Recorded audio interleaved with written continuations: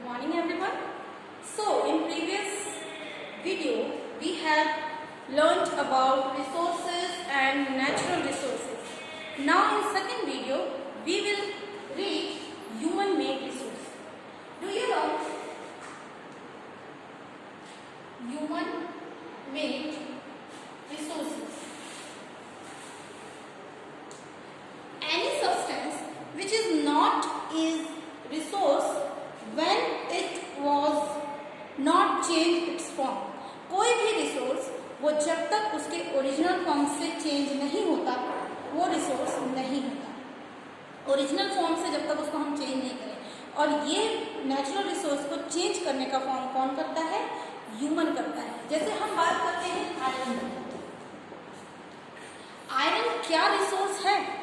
जब तक ह्यूमन ने उसका उपयोग नहीं निकाला, जब तक हमने उसका उपयोग करना नहीं सीखा, तो क्या वो आयरन ये रिसोर्स था?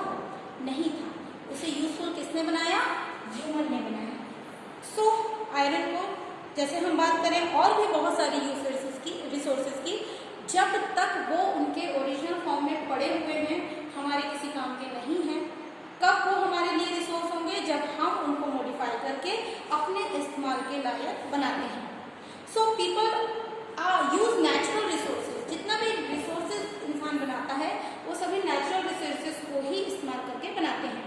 People use natural resources to make buildings.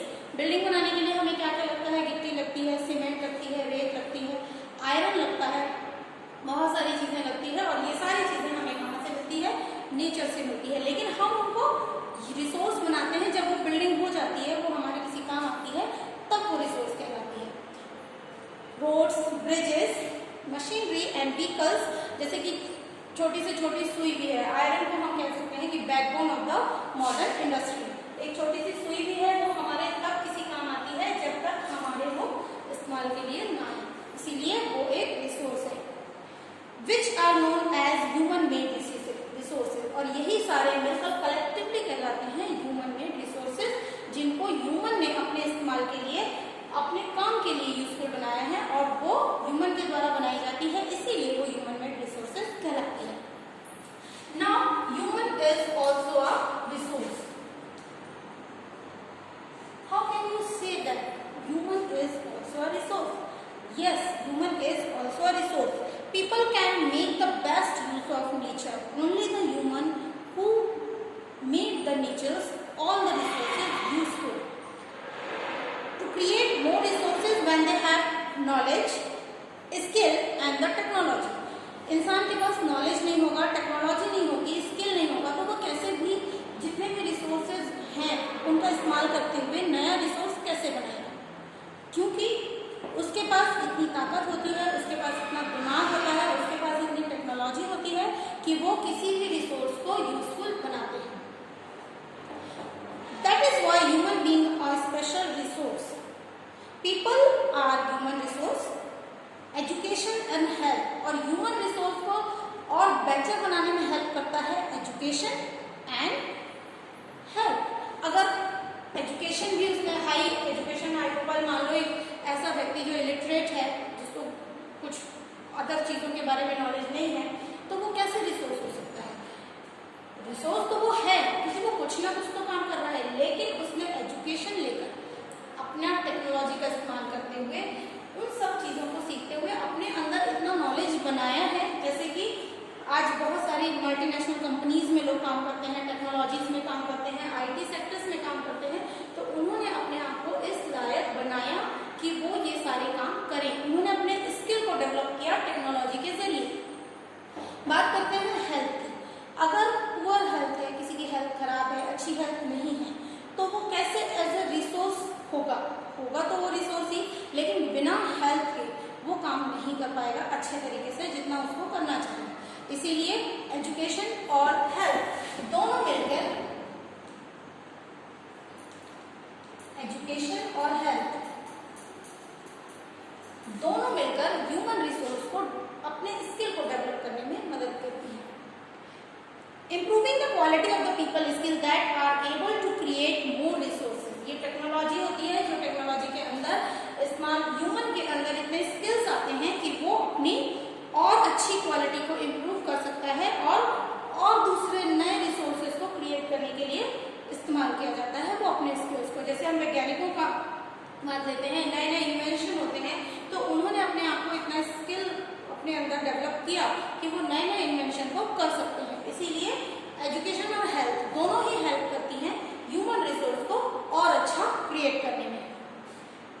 Human resource is also known as human resource development. जैसे हम बात करते हैं नॉर्मल टूल्स से, पुराने प्रिमिटिव टूल्स से इंसान खेती करता था, सो वो उतना ही उसको उत्पादन होता था जितना उसको नॉर्मली होना चाहिए। लेकिन अगर मान लो नॉर्मल मॉडर्न टेक्नोलॉजी से, नॉर्मल मेथड से वो यूज करता है अपनी, और उसके बाद वो HYV सीड्स का इस्तेमाल करता है, पेस्टिसाइड्स का इस्तेमाल करता है, फर्टिलाइजर का इस्तेमाल करता है, और फिर वो नए तरीके से खेती करता है HYV सीड्स के साथ, तो उतनी ही सॉइल में, उसी सॉइल में, उतनी ही भूमि में उसे ज्यादा उपज होती है।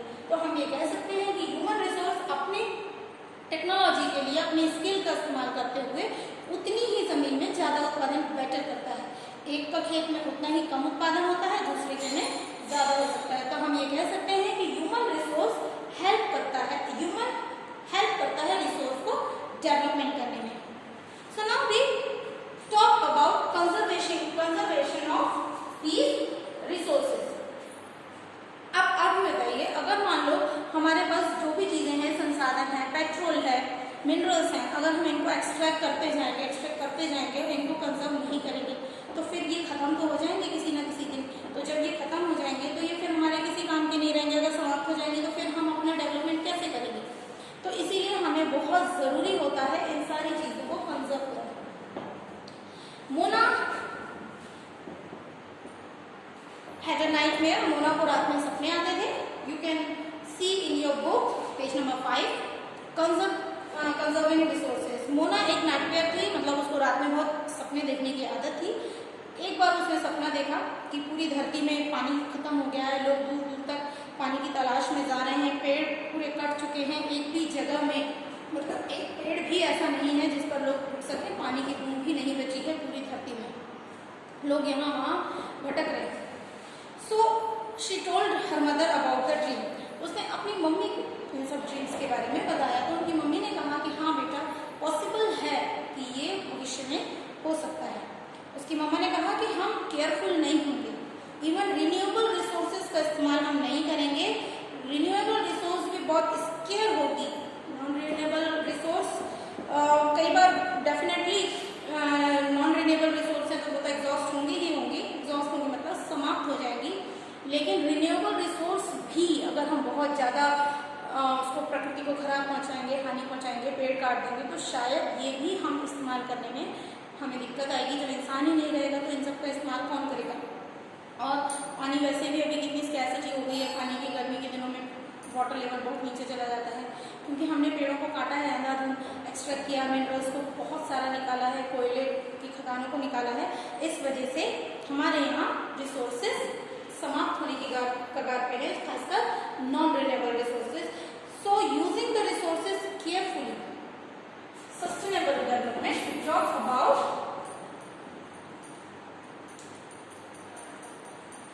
sustainable development.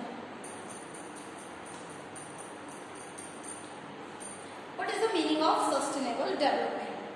Using the resources carefully and giving them time to get renewed. हम रिसोर्सेज को टाइम दें कि वो गेट रिन्यूड हो जाएं और उनका इस्तेमाल बहुत सावधानी से करें, केयरफुली तरीके से करें, ताकि वो हमारी फ्यूचर जनरेशन्स के लिए हम उसे स्टोर करके रखें, बचा के रखें। कई बार होता है ना, घर पे बहुत सारा ऐसा सामान होता है जो हमारे मम्मी लोग ही हैं थोड़ा सा इस्तेमाल करते हैं कम, और उसके दूसरे सब्स्टिट्यूट का इस्तेमाल करते हैं कि नहीं अगर ठीक है कॉफ़ी घर पे थोड़ी सी खत्म होने वाली है तो बोलते हैं कि नहीं हम चाय से काम चला लेते हैं, कॉफ़ी घर पे होनी चाहिए। कभी अगर कोई ऐसा गेस्ट आ जाता है जो कॉफ़ी पीता है तो फिर पूरी समाप्त नहीं होगी।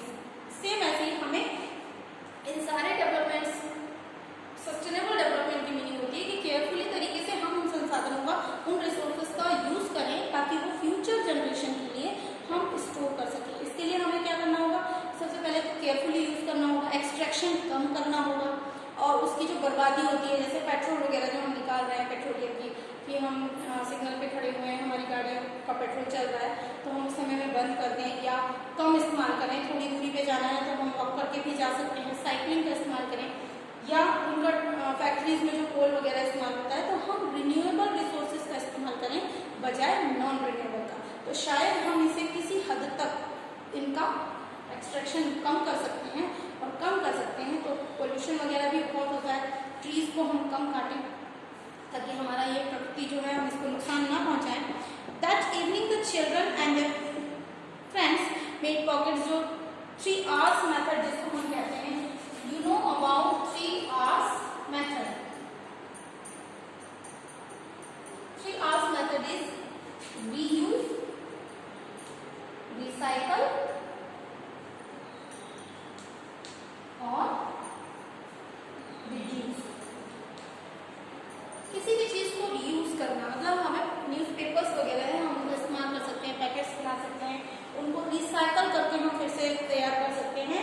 और उनके रिड्यूस करना मतलब उनके इस्तेमाल को कम कर सकते हैं। तब हम इस डेवलपमेंट को सस्टेनेबल तरीके से हम रिसोर्सेज का इस्तेमाल करते हुए हम अपनी फ्यूचर जनरेशन के लिए बचा सकते हैं। जैसे कि हम बात करते हैं इलेक्ट्रिसिटी की, हाइड्रो इलेक्ट्रिसिटी होती है, कोल से भी इलेक्ट्रिसिटी बनती है।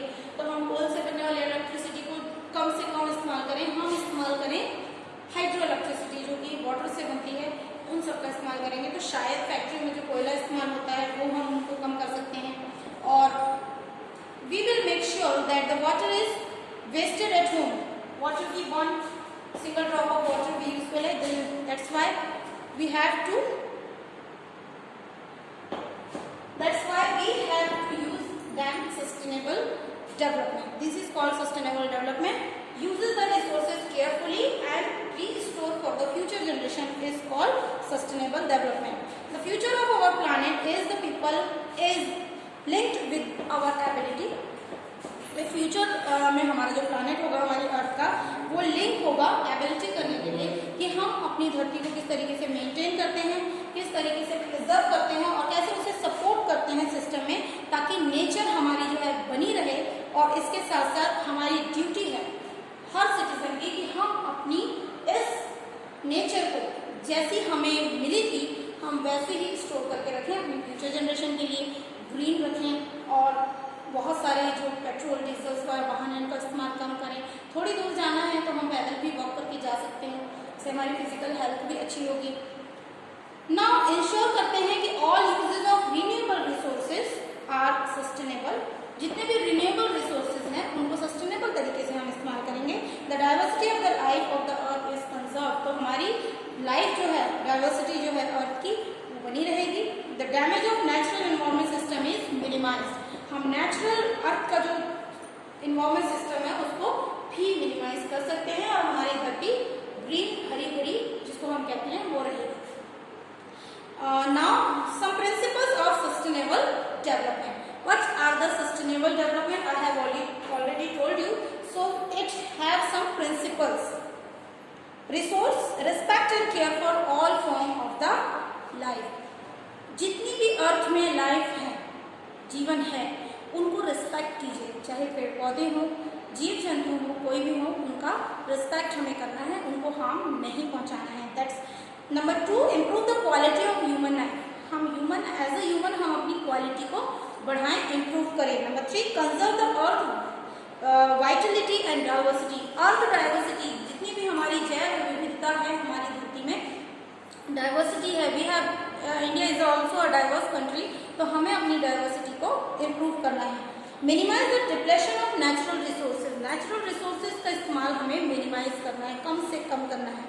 Change the personal attitude and practices towards the environment. Environment के लिए हमारा भी तो कोई कर्तव्य है। हम पेड़ पौधे काट देते हैं, कई बार हम अपना घर जब बनाते हैं तो हमने अपना घर तो बना दिया लेकिन उसमें हम सोक पिट का इस्तेमाल करें। सोक पिट ज़रूर बनाएं अपने घर में ताकि जितना भी अंडर का वाटर लेवल है अपना वो बना रहे, हमारे घर का जितना भी वाटर है वो सारा उसके अंदर जाए, जिससे कि हमारा वाटर लेवल जो है कम ना हो। तो इसीलिए हम इन सब चीज़ों को ध्यान में रखते हुए इलेक्ट्रिसिटी अगर फालतू में अपने घर में कुछ चल रहा है तो हम उसको बंद करें, घर से कमरे से बाहर जाएँ तो लाइट स्विच ऑफ करके जाएँ। Enable communities to care their own environment. अपनी कम्युनिटीज़ में, अपनी आसपास के जितने भी जगह हैं, अपने